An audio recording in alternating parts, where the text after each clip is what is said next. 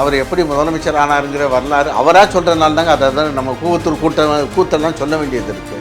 அதிமுக என்ற முகமூடி அணிந்து தமிழ்நாட்டின் மேல் படையெடுக்கக்கூடிய பாஜகவிற்கு அடிமை சேவை செய்வதை மக்கள் புரிந்து கொண்டு அம்மா காலத்தில் அண்ணன் ஓபிஎஸ் எங்கு வைத்து பார்க்கப்பட்டார், எடப்பாடி பழனிசாமி எங்கு வைத்து பார்க்கப்பட்டார், திரு செங்கோட்டையன் அவர்களும் கேபி முனிசாமி அவர்களும் அந்த ஐவர் அணியிலிருந்து விடுவிக்கப்பட்ட பிறகுதான் முதல்ல அந்த 4 அணியினால் எடப்பாடி பழனிசாமி இருந்தாரா?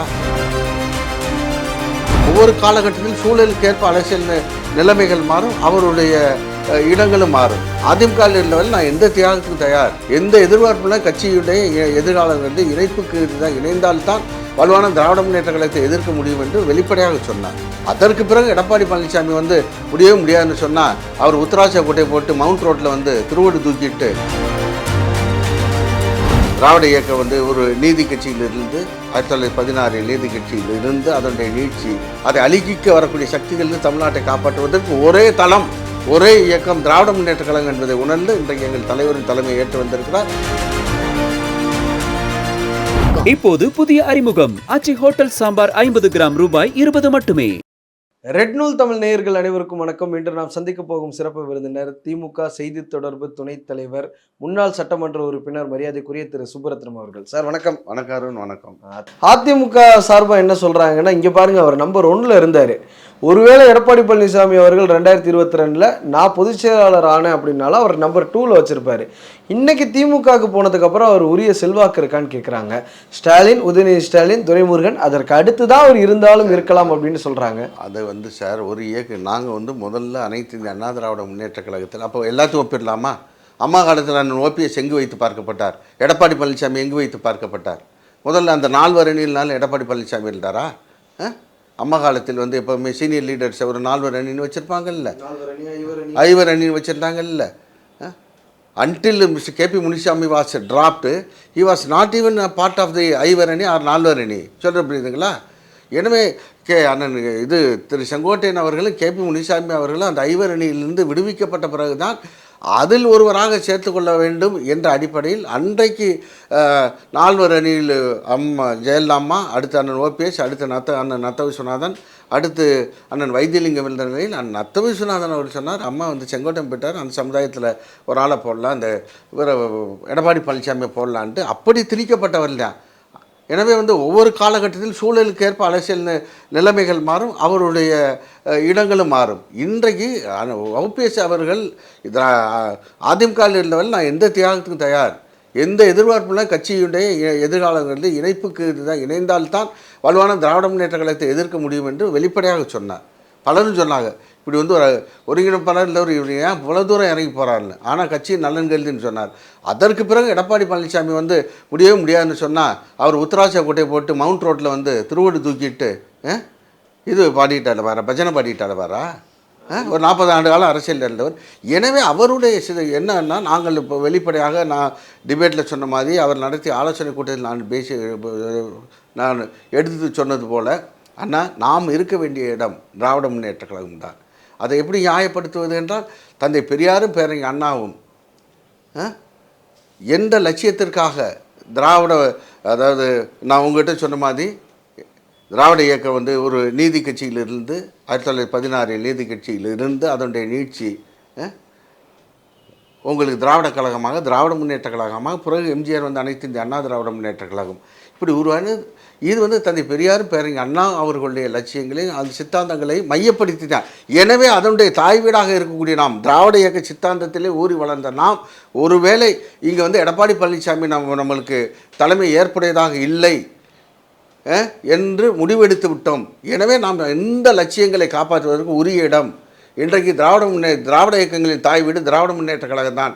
நாம் மதிக்கக்கூடிய தலைவர், நமக்கு தலைவர், உங்களுக்கு தலைவராக, நீங்கள் ஒருவரை தலைவராக அம்மாவிற்கு பிறகு ஏற்றுக்கொள்ளக்கூடிய தகுதி படைத்த தலைவர் ஒருத்தர் இன்றைக்கு தமிழ்நாட்டில் இருக்கிறார் என்றால் இன்றைய திராவிட முன்னேற்ற கழகத்தினுடைய தலைவர் அருமையன் தளபதியார் அவர்கள்தான். எனவே அவர் தலைமையை ஏற்றுக்கொள்ளலாம், வாருங்கள் என்று அழைத்தோம்.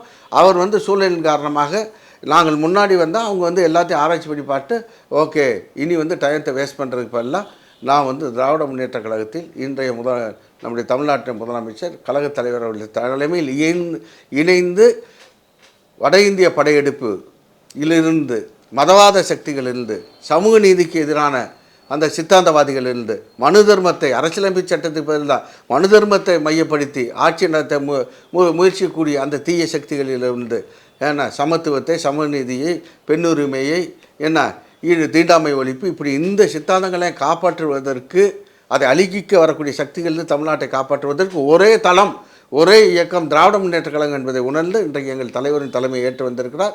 அவர் உரியவாறு மதிக்கப்படுகிறார். முதலமைச்சர் அவர்கள் அண்மையில் பேசுகிறார். என்னென்னா, மக்கள்னால தேர்ந்தெடுக்கப்பட்ட முதலமைச்சர்கள் யாருன்னா அறிஞர் அண்ணாவை சொல்கிறாரு, கலைஞர் கருணாநிதி, ஜெயலலிதா அவர்களை சொல்கிறாரு, எம்ஜிஆர் அவர்களை சொல்கிறாரு, அதன் பிறகு நான் தான் அப்படிங்கிறாரு.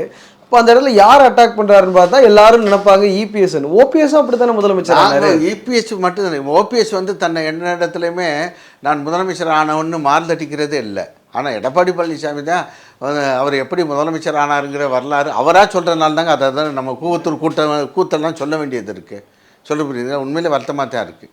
அவரே தன்னைத்தானே ஒப்பாரும் மிக்காரும் இல்லாத ஒரு தலைவராக தமிழ்நாட்டில் இவர் உயர்ந்து விட்டார். தன் சொந்த முயற்சியால் உயர்ந்தது போல ஒரு பிரமையை உருவாக்க அவர் முயற்சிப்பதன் காரணமாகத்தான். இல்லை அப்படின்னு நீங்கள் தப்பாக புரிஞ்சுக்கிட்டு இருக்கீங்க, அந்த கனவுலேருந்து வெளியில் வாங்க, நீங்கள் வந்த வழி கூவத்தூரை லேசாக திரும்பி பாருங்கள் அப்படின்னு மற்றவங்க சொல்ல வேண்டியதாக இருக்குது. ஓபிஎஸ் எந்த இடத்துலையுமே அவர் நான் முதலமைச்சராக இருந்தவன் என்று கூட 3 முறை இருந்தார், என்றைக்குமே அவர் சொன்னது கிடையாது. எங்கள் தலைவர், அதான் எங்களுடைய தலைவருடைய பெருந்தன்மைங்க. திராவிட முன்னேற்ற கழகத்தினுடைய 11 மாநாடு திருச்சியில் 10 லட்சம் பேர் கூடிய மாநாட்டில் யதார்த்தமான உண்மையை சொன்னார். என்ன, இன்றைக்கு தமிழ்நாட்டில் திராவிட இயக்கத்தில் தேர்ந்தெடுக்கப்பட்ட முதலமைச்சர்கள் என்றால் 1967 பேரறிஞர் பிறந்த அண்ணா அவர்கள், அதற்கு பிறகு அண்ணா அவருடைய மறைவிற்கு பிறகு கலைஞர் வந்தார். ஆனால் 71 தேர்ந்தெடுக்கப்பட்ட முதலமைச்சர் டாக்டர் கலைஞர். அதற்கு பிறகு நீங்கள் பாருங்கள் எவ்வளோ பெருந்தன்மையோடு மக்கள் இல்லைங்க எம்ஜிஆர் அவர்கள், அதற்கு ஜெயலலிதாமையார் அவர்கள், அதற்கு பிறகு நான் தேர்ந்தெடுக்கப்பட்ட முதலமைச்சர். ஆக நாங்கள் 5 தான் இருக்கிறோம். எனவே நியமிக்கப்பட்டவர்கள் ஏதோ தமிழ்நாட்டை தாங்கள் தான் காக்க புறப்பட்டவர்கள் போல் பேசி தருவதும், இன்றைக்கு முகமூடி அணிந்து அதிமுக என்ற முகமூடி அணிந்து தமிழ்நாட்டின் மேல் படையெடுக்கக்கூடிய பாஜகவிற்கு அடிமை சேவை செய்வதையும் மக்கள் புரிந்து கொண்டு மீண்டும் திராவிட முன்னேற்ற கழக ஆட்சியை அமைப்பதற்கு உறுதி பூண வேண்டும் என்று ஒரு அறைகூவல் விடுத்தார். அங்கேயும் மக்கள் எம்ஜிஆர் அவர்களையும் ஜெயலலிதா அவர்களையும் குறிப்பிட்டு தான் சொன்னார். எனவே அவர் சொன்ன நோக்கம் தேர்ந்தெடுக்கப்பட்ட முதலமைச்சர்களுக்கு என்று தனிப்பட்ட சிறப்பு இருக்கிறது. மக்கள் இல்லைங்கய்யா, அவர் ஜெயலலிதா கிரைசிஸ்ல அவர் முதலமைச்சர் ஆகிறாரு, அது நேச்சுரல் தானே. Natural. But whether he was elected அப்படி என்றால் ஓகே, நான் உங்கள் வாதத்தை ஏற்றுக்கிறேன். அம்மாவின் மறைவிற்கு பிறகு ஓபிஎஸ் அவர்கள் வந்தார், இவர் சூழல் காரணமாக வந்தார்னு கூட வச்சுக்கலாங்க வாதத்துக்கு. ஆனால் அதற்கு பிறகு சட்டமன்ற தேர்தல் நடந்துச்சு. கன்வீனியன்ட்டாக நீங்கள் மறந்துட்டீங்களே, 2021 சட்டமன்ற 2021 நீங்கள் சொல்கிறத ஏற்றுக்கிறேன். நீங்கள் சொன்ன கேள்விக்கு நான் பதில் சொல்லுறது புரியுங்களா. நியமிக்கப்பட்டார் சூழல் காரணமாக ஓகே.